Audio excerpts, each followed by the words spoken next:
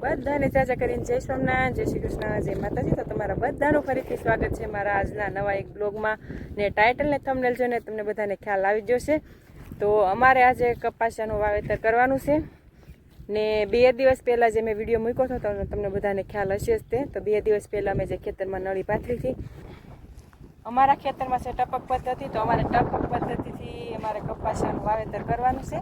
તો 2 દિવસ પહેલાં આપણે જે નળીનું ફિટિંગ કર્યું હતું, બધી નળી ફિટિંગ થઈ ગઈ છે. ટીપા પડવાનું પણ શરૂ થઈ ગયું છે. તો જો આવી રીતે ટીપા પડવાનું શરૂ થઈ ગયું એટલે હવે આપણે આમાં આના જે ટીપા પડે છે એમાં એક મૂકી અને એક ઓલો કપાસ સોંપવાનો છે. અને આપણે જો આવી બધી ખીલી પણ નખાઈ ગઈ છે, તો જે આપણે સાહની આગળ પાછળ નળી જે થતી હોય તો આપણે થોડી ખીલી નાખી તો નળીનું મોઢિયું અહીંયા આવે છે અને સાહ આપણો અહીંયા આવે છે. એટલે આપણે અહીંયા ખીલી મારી અને નળીનું બધું ફિટિંગ આપણે સાહમાં હરખી રીતે આપણી નળી બધી આવી જાય. તો આપણે બધી જ નળી સાહમાં હરખી આવી ગઈ છે.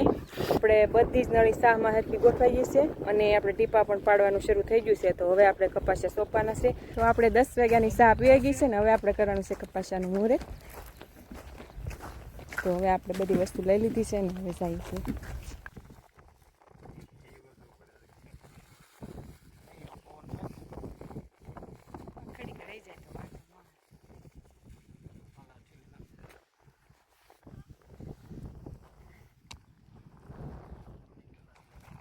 એક નામ લેજો પાછું ભગવાનનું. હા, જય ગણપતિ દાદા કી. લખ લાભના ધણી, લખ તમારો લાભ અમારો. લાભ તો મળવો હોય તો મળે ને, કાંઈ નહીં પણ ઇજ્જત રાખજો ગણપતિ દાદાને કઈ.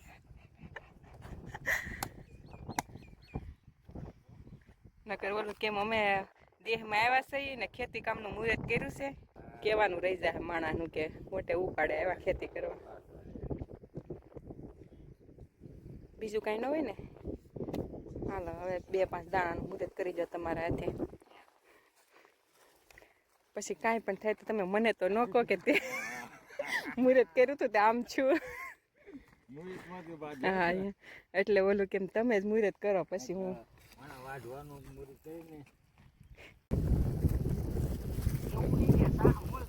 તો આપણે જો એક ઉથલ વળીને આવી ગયા છે ને બીજી ઉથલ જાય છે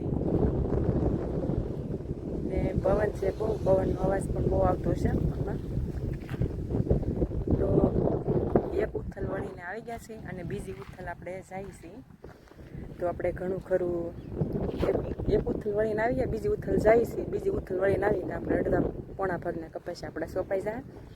તો જો બધા આગળ વહી ગયા છે અને હું એક હવે પાછળ રહી ગઈ છું. તો હવે હું પહેલાં ફટાફટ સોંપી રાખું તો બધાની હારે થઈ જાઉં. તો અમે અત્યારે 4 જણા કપાસિયા સોંપી છે.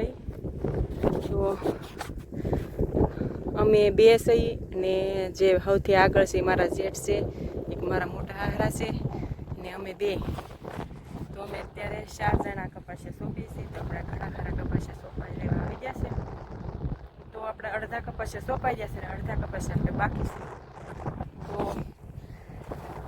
જો અમે કપાસિયા કઈ રીતે સોંપીએ એ ઉપર તમને બતાવું છું.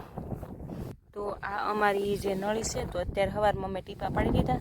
તો અહીંયા ભીનું થયું છે ને અહીંયા ભીનું થયું છે. તો આ ફૂટની અમારે નળીની જગ્યા છે.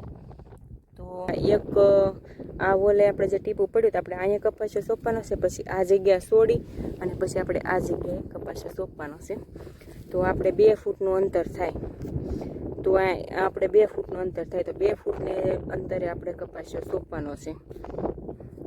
તો આ જો આપણે કપાસિયા છે ને આપણે અહીંયા આ જગ્યા આપણે છોડી દીધી છે, અહીંયા આપણે સોંપેલો છે. તો આ જગ્યા મૂકી અને આપણે અહીંયા સોંપવાનો છે. તો આપણે આ એક કપાસિયો નાખી દીધો. પછી એની માથે આપણે આ ધૂળ વાળી અને સેજ આપણે દબી દેવાની છે. આ કપાસિયો સોંપાઈ જાય પછી આપણે આ ખાલું મૂકી અને આ ખાલામાં આપણે સોંપવાનો છે. તો અહીંયા આપણે થોડો ખાડો કર્યો ને અહીંયા આપણે કપાસિયાનો દાણો નાખી અને આ માથે ધૂળ વાળી અને થોડુંક દબાવી દેવાનું છે. પછી આ ખાલું મૂકી અને આ ખાલે આપણે થોડો ખાડો કરી ને આમાં પણ એક દાણો નાખી અને માથે ધૂળ વાળી દેવાની છે. તો આમ આપણે એક મૂકી અને એક ખાલે કપાસિયા, તો આપણે આમ એક મૂકીને એક ખાલે કપાસિયા સોંપવાના છે. તો આ બધા ખાલે ખાલે આપણે બધે ટીપા પડી ગયા એટલે બધામાં આપણે એટલી જગ્યા ભીની થઈ ગઈ છે. એટલે આપણે બધા કપાસિયા સોંપાઈ જાય એટલે પછી પાછું ફરીથી આપણે મોટર શરૂ કરી અને ફરીથી પાછા ટીપા પાડી દેવાના છે. તો બધા જો ઘણી બધે પોગી ગયા અને હવે હું પાછળ રહી ગઈ છું. તો હવે હું ફટોફટ સોંપી રાખું એટલે હારે થઈ જાઉં.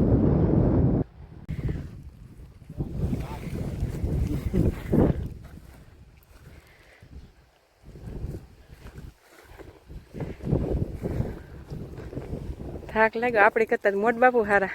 મોટ બાપુને આપણી કરતાં ઉંમર વધારે છે તોય થાક નહીં લાગતા. અડધા કપાસિયા સોંપાઈ જશે, અડધા ભાગના કપાસિયા સોંપવાના બાકી છે. અત્યારે આપણે બપોરના વાગી જશું 1 તો પહેલાં જમી લઈ અને પછી આપણે ખાઈ પી બોરો ખાઈ અને પછી પાછા આપણે સોંપવાના છે. તો અડધા કપાસિયા આપણે બપોર પછી સોંપવાના છે.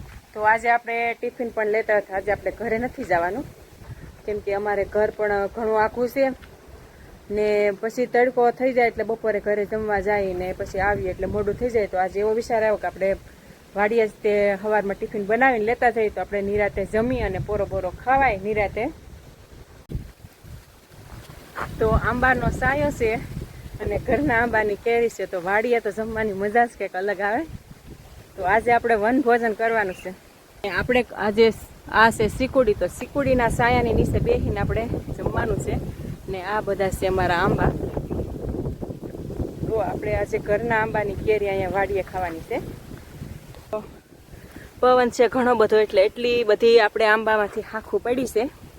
તો આ ઘરના આંબાની કેરી છે ને આપણે ઘરેથી સાકું પણ લેતા હતા. તો આજે આપણે કેરી સુધારીને ખાવાની છે ઘરના આંબાની.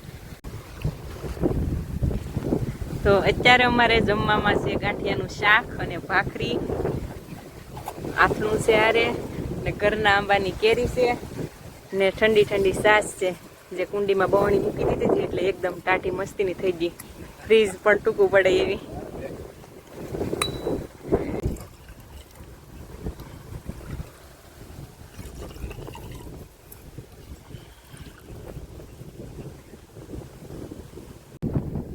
તો આપણા બધા જ કપાસિયા સોંપાઈ ગયા છે ને પવન છે આજે બહુ એટલે આજ તો કઈ માપ વગેરેનો પવન છે.